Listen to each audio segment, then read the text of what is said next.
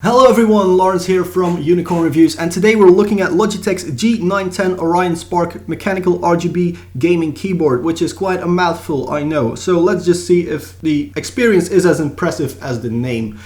So we're going to start with a bit of a physical overview. Now, I've been using this keyboard for well over a week. I usually use MX Blue switches in my keyboards. Basically, I use my Blackwidow Chroma the most right now. So that's what I come from as a background when I talk about this keyboard, I guess. Now, the first thing I really want to mention is this wrist rest. It is replaceable, you get two, and you would guess that the second one is then asymmetrical one, but actually the second wrist rest is even more asymmetrical. So while your left hand has something to rest on, your right hand is pretty screwed. So for typing, this keyboard is not very comfortable. Also, you can't take the wrist rest off completely, because it actually has the same shape just with holes in it, so it's just even more uncomfortable when you take the wrist rest off. I would really like to see that change for a future revision of this thing.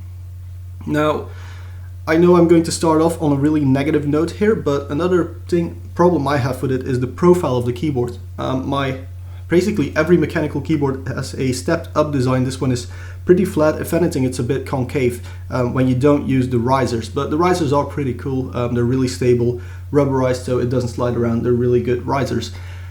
So then something basically people either really hate or really like, but most people really hate it, are the keycaps. They are so inconsistent. Some of them are flat, some of them are angled, some of them have these weird V shapes to them, and every key almost feels differently. I mean, the left control key has a completely different shape than the right control key. The same for the Alt keys. It's just a really weird keycap design, and because it is an exclusive, because of this Romaji Switch, I'll talk about that later, you can't actually find replacements for it. So really, Logitech, please fix the keycaps. They're pretty horrible. So then, let's talk about the material choice. Now, the cable itself, not braided. I kind of like to see it braided, but the plastics used, because it is an all plastic keyboard, they feel really good. The top has a bit of a soft touch to it. There's some shiny plastic borders underneath, and then the wrist rest is also a different material. So again, it's a pretty inconsistent thing, but it does actually look better in real life than on picture. It does get dirty really quickly, and because there are a lot of sharp edges, it may actually be hard to clean. Now, a really cool feature is the ARX Dock. Again, some like it, some don't. Basically, the ARX Dock is something you put a phone or a tablet in, and it connects with your PC through the ARX software, and then you can basically system usage, you can see that, so temperatures, CPU usage, GPU usage. You can use it as a media remote, even though this keyboard does have dedicated media keys, which I really like to have. Especially the scroll wheel is really nice and rubberized, and all these media keys are really good. And you also have keys for turning the gaming mode on, turning the backlight off or on, muting it, play, stop. Really nice features to have. And you also have that in the ARX app, which you can also use to launch games or software, for example.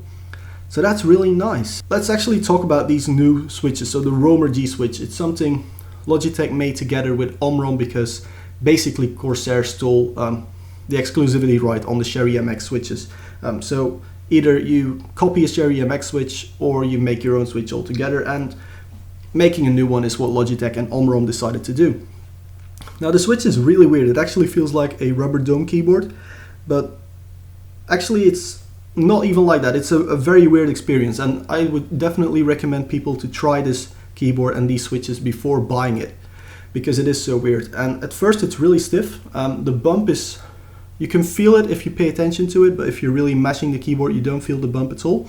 And then it's slightly softer below that bump. So the bump is all the way at the top. Then you have quite some travel underneath. I guess in gaming, again, where you don't have to move your hand around, it's easy to use. It feels good and quick.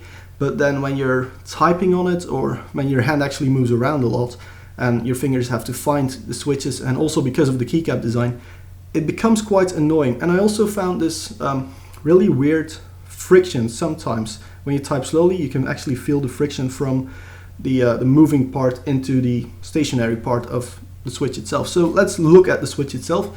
Unlike a Sherry MX switch, the light is actually in the center, goes through this plastic tube, so that you get these really nice, and I have to say it, credit where credit is due, really nice backlights on all the keys, and also no bleeding around the keys. That's really nice. And you would guess because it's a square with the light in the center, you get 4 stems instead of a single one. It's more stable. I don't actually feel a difference, a notable difference myself with my Razer keyboard. So that's a bit of a, theoretically the Switch is completely superior. Also, it has 2 switches inside, so if one breaks, the other one will keep working. And they promise up to 70 million keystrokes, so basically make it indestructible. Also, because the light is surface mounted and then goes through this little tube, it should basically work forever. So I guess that's all good about this. Now, however, with RGB keyboards, especially with what Razer and Corsair is doing, it's all about customizability, and I think this is where Logitech really lacks. It's in the software. I really praised the software with my G29 review, but with this one, the lighting support is not there. Obviously, every single key is completely reprogrammable. It's basically every keyboard has had that since my first keyboard that I ever used. Well, like expensive one, the Microsoft Sidewinder could already do that. So I'm going to skip over that functionality, but the lighting is the big problem. You have 4 modes for your lighting.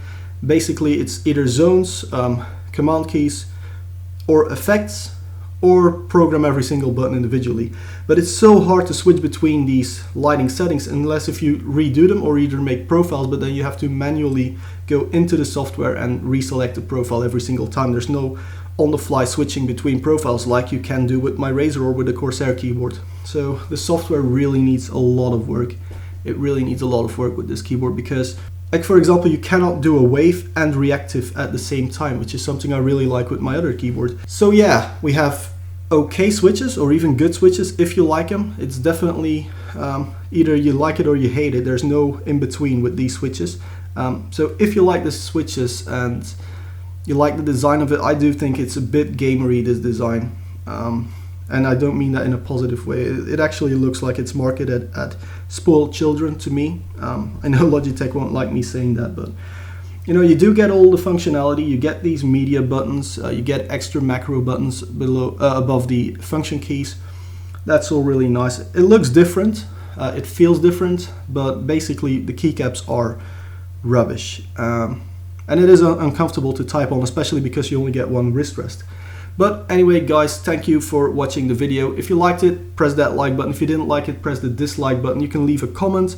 You can also follow me on social media or support me on Patreon for getting me better recording equipment, because it is really tough, especially with everyone using AdBlock these days.